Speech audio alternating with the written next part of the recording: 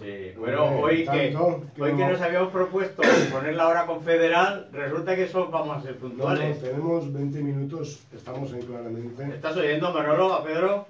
Estamos hoy un día más, un miércoles más en Claramente, venimos del Centro de Rehabilitación Biopsicosocial del Museo y hoy vamos a hablar del tabaquismo. Tenemos nada más que 20 minutos por cuestiones técnicas y es una pena porque es un tema que es importantísimo, ya que la población, un 45% de la población tiene este problema que sufre inconscientemente sin saber lo que significa. Y hoy hemos traído a una invitada que es enfermera en prácticas de la UCA de Campanar, responsable del programa de tabaquismo, que se llama Pilar González. A nuestra izquierda Juan, Hola, a la izquierda Roberto. Hola. Paco. Los cerros de Úbeda, Roberto, los cerros de Úbeda. Y yo no estoy, ya lo sabes que yo no estoy. Bueno, y el ausente. Sí. Vamos a ver. Sí, vamos a dar los teléfonos por si alguien quiere. En el gallinero hay gente, ¿eh? Sí, bueno, sí.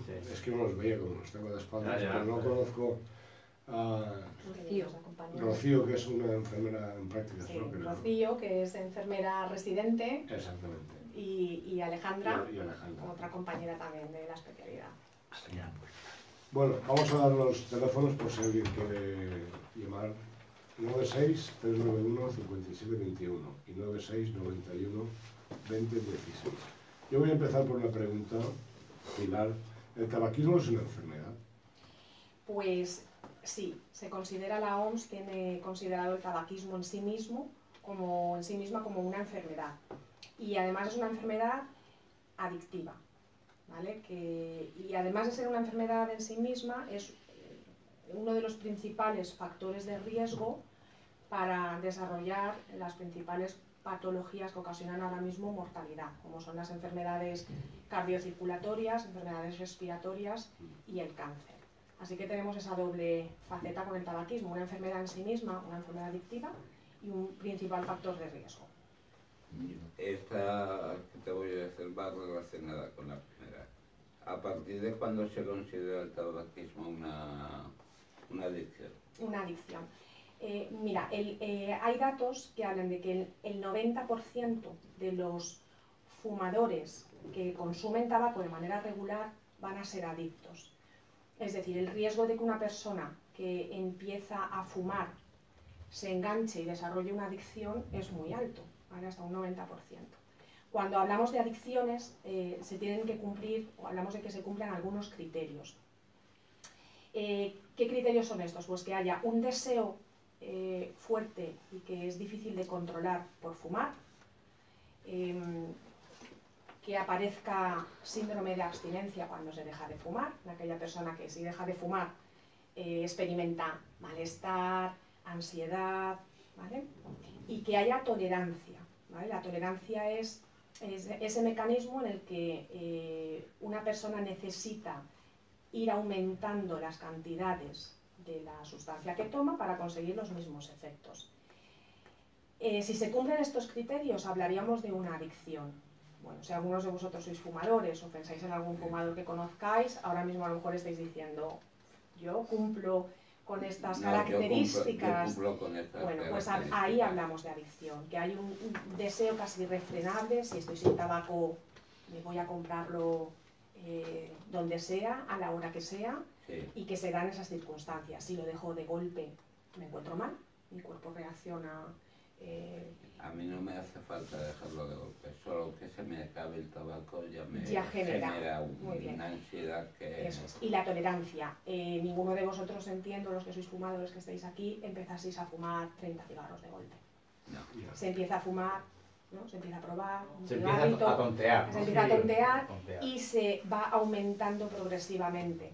Pues esas características caracterizan una adicción al tabaco o a cualquier otra sustancia si cumpliéramos con estas condiciones.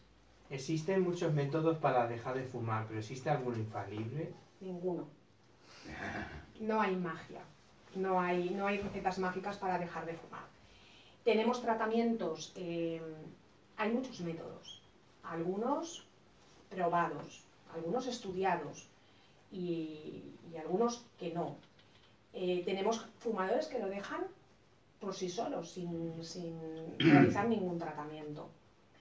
Pero ninguno podemos, hoy por hoy, no tenemos un método que nos diga, ostras, si yo hago esto, seguro al 100% que dejo de fumar.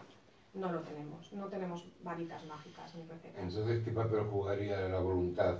¿Es el principal factor o se necesita una ayuda? Porque yo pienso que una cosa, en mi caso no quiero dejar de fumar, pero mucha gente dice, tengo que, pero no puedo.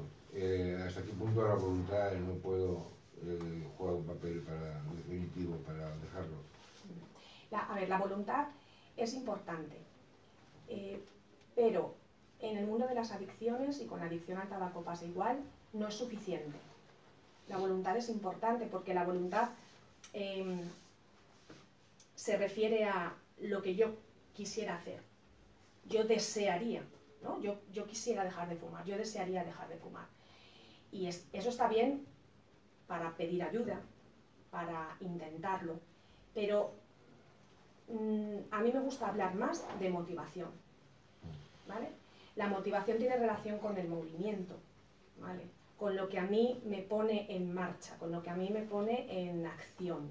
Entonces la voluntad tiene que ver más con lo que quiero, con lo que deseo, pero luego lo tengo que hacer.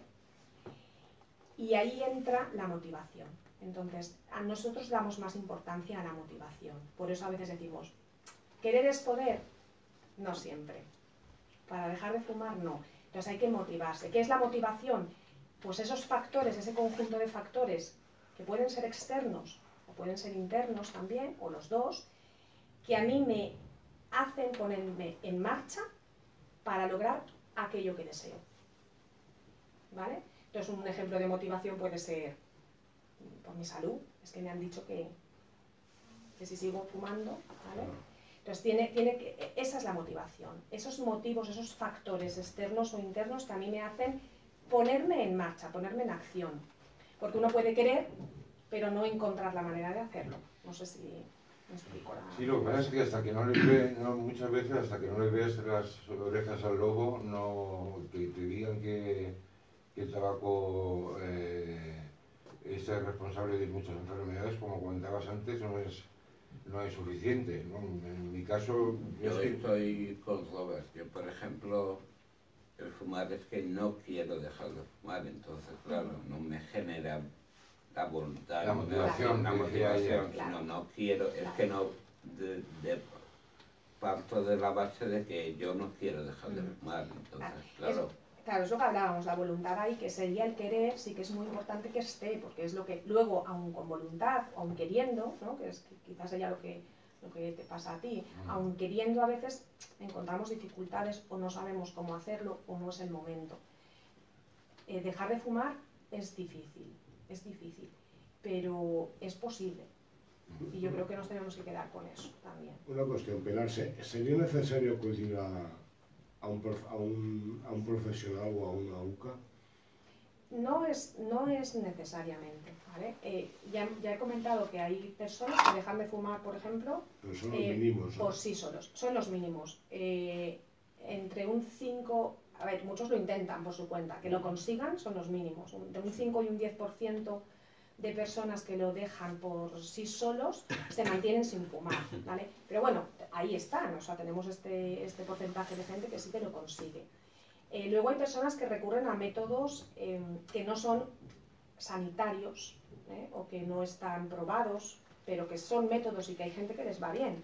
Pues la hipnosis, la acupuntura, el láser, por ejemplo, son determinadas herramientas o tratamientos que se están utilizando. Y luego uno puede ir a su médico, por ejemplo, del centro de salud, o a su enfermero del centro de salud, y a solicitar ayuda y a pedir tratamiento, y lo pueden dar.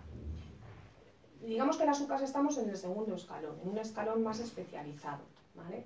y ahí está indicado acudir, bueno, pues cuando se cumplen algunos criterios, pues por ejemplo, mujeres embarazadas que no son capaces de dejar de fumar por sí solas y van a necesitar más apoyo. Personas que ya han intentado dejar de fumar de otras maneras, en 3 o en más ocasiones, y no lo han conseguido. Bueno, entonces a lo mejor ya les mandarían a un centro más especializado.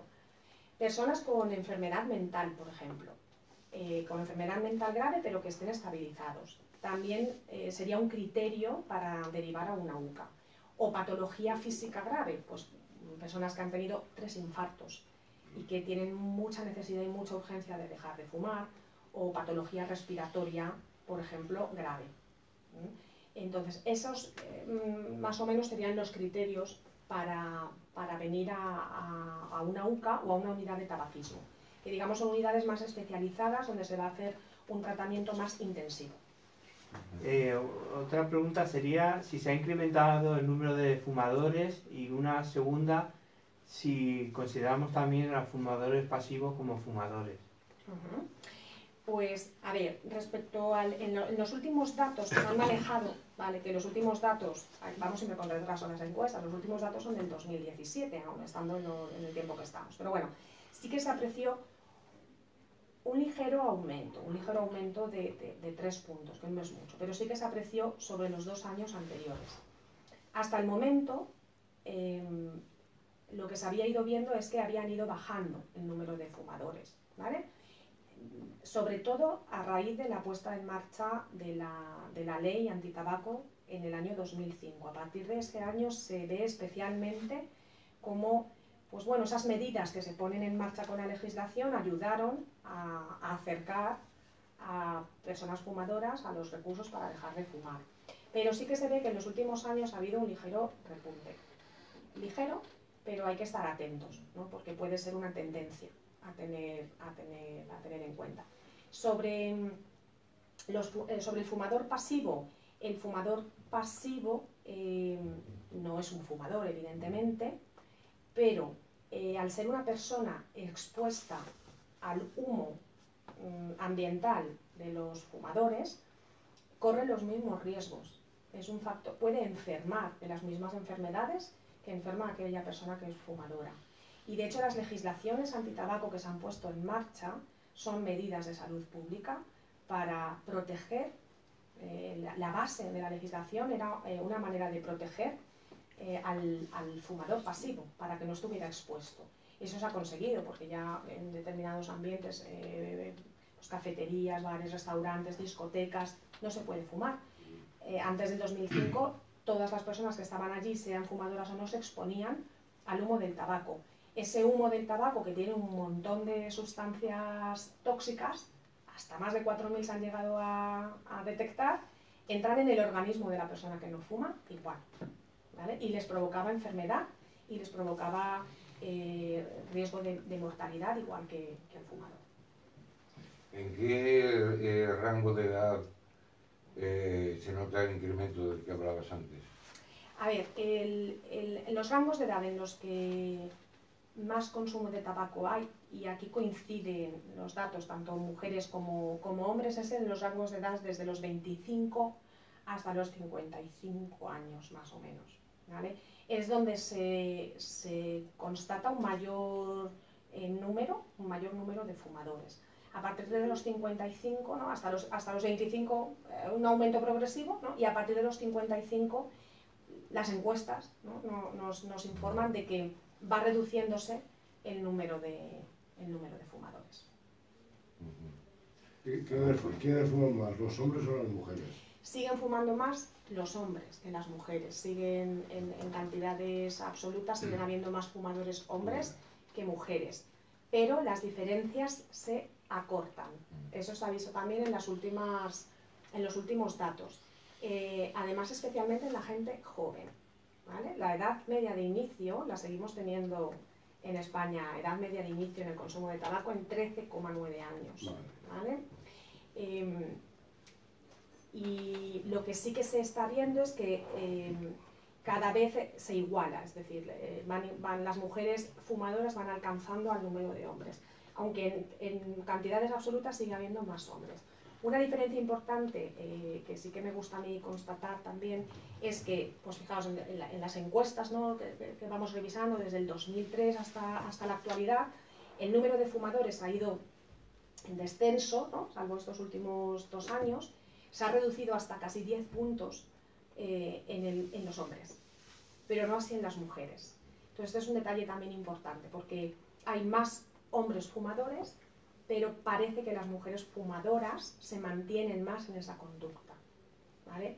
Se ha reducido también el número de mujeres fumadoras, pero la reducción ha sido por debajo. También en el mismo rango de edad, de 25 a 55. Sí, en los mismos rangos de edad. ¿Por qué siguen fumando los menores a pesar de las restricciones que ponen? Pues, buena pregunta, ¿eh? No sé si tenemos respuestas.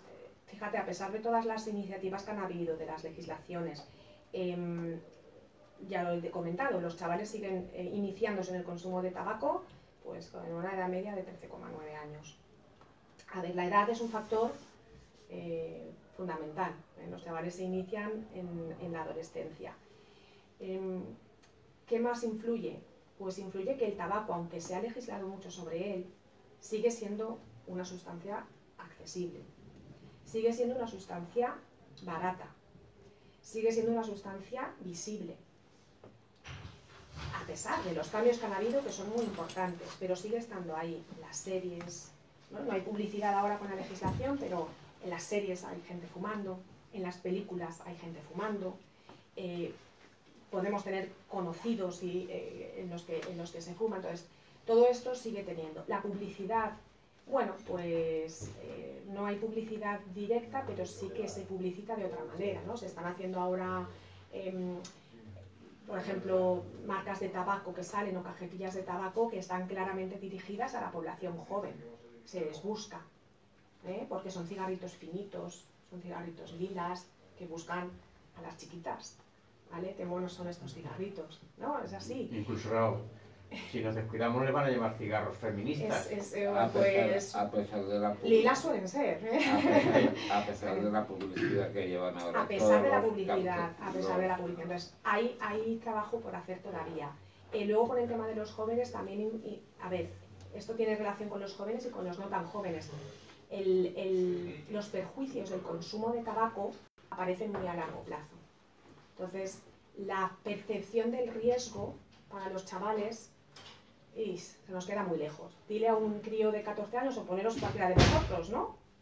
Con 14 años no piensas, si alguien te dice, hey, que igual cuando tengas 60... Claro, no tienen ni siquiera crisis de tos. A ver, igual cuando tengas 60 te da un infarto. Pero también lo que pasa, por ejemplo, cuando empezamos a fumar la mayoría, yo tengo 52 años, si empecé a los 14, en aquel tiempo el tabaco no estaba tan restringido y había menos información. Claro, pero eso es lo curioso, que ahora, que sí que tenemos información, porque ahora la hay.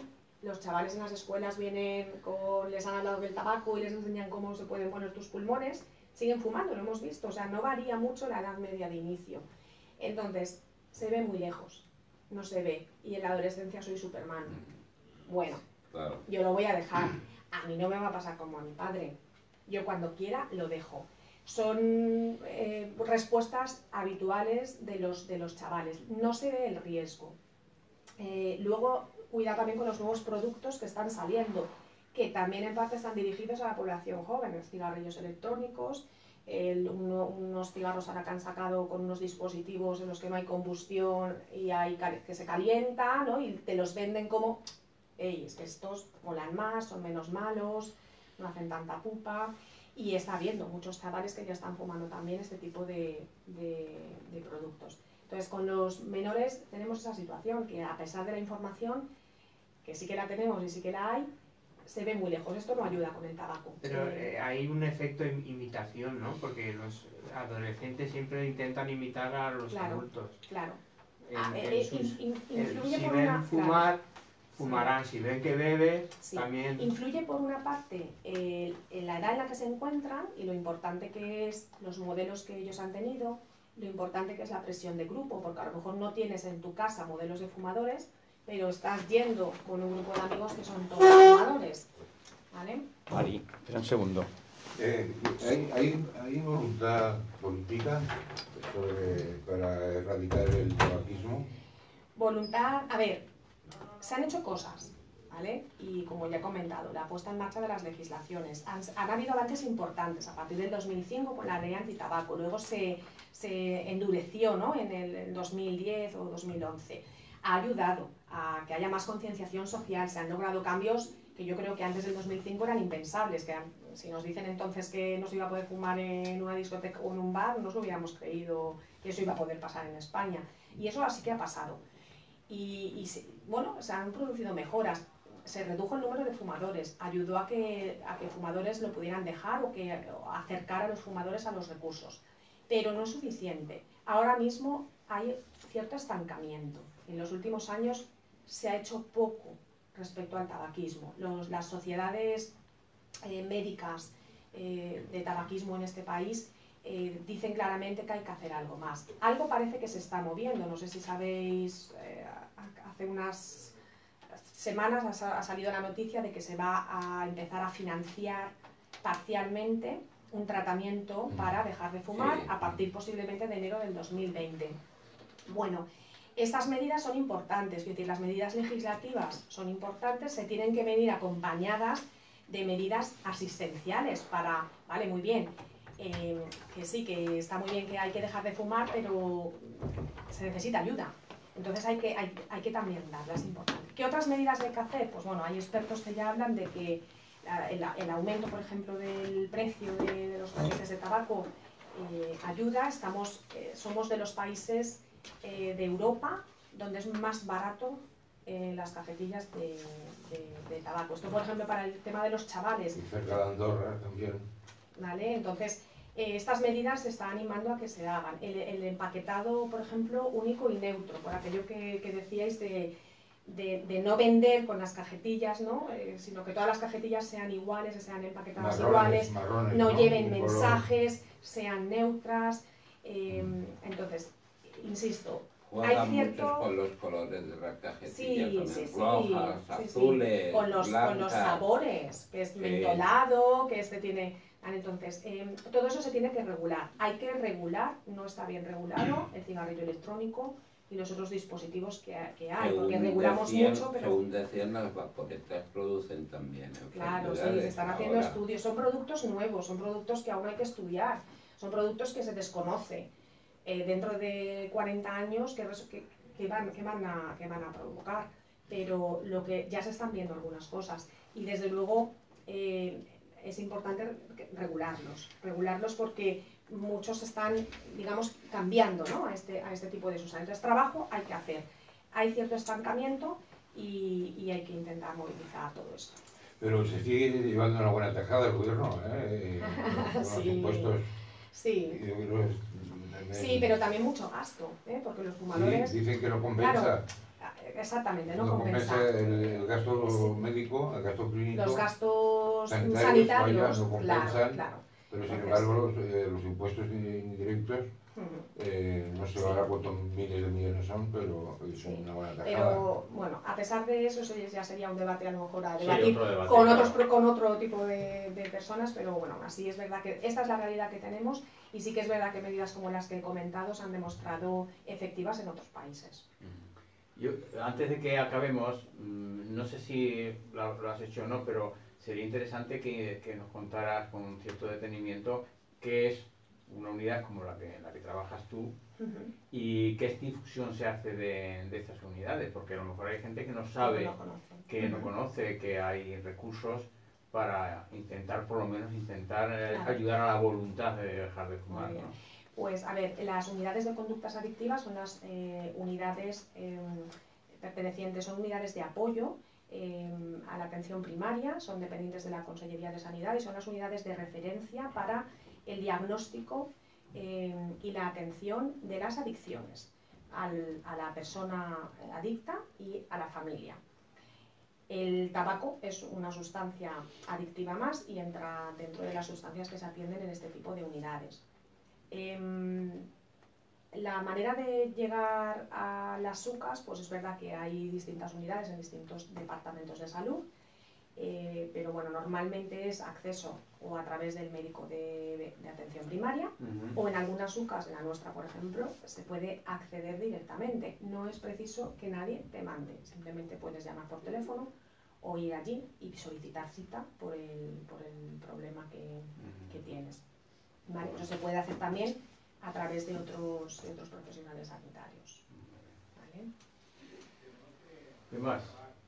Tenemos que Pues acabar. sí, Dice Manolo que tenemos que acabar. Pedro, Pues di algo. Nos ha hecho cortos, Lo nos ha hecho siento, corto. Paco, lo siento. Manolo no te deja preguntar más. Pero Bueno, ha sido muy ha interesante. sido muy interesante Bueno. tener aquí a Pilar Muchas gracias a González, vosotros. que nos ha explicado muy ampliamente todo el tema del tabaquismo. Es una pena que no hayamos podido continuar Lo repetiremos. por cuestiones Bueno, pues técnicas. podemos de la vernos radio. Y dale con las cuestiones técnicas, en total has tenido 2 minutos menos. 10 menos, 10. Podemos vernos Bueno, otro día cuando queráis. Otro día hablaremos más extensamente del programa, a ver si preparamos un programa Muy bien. más extenso sobre todo. Muy bien.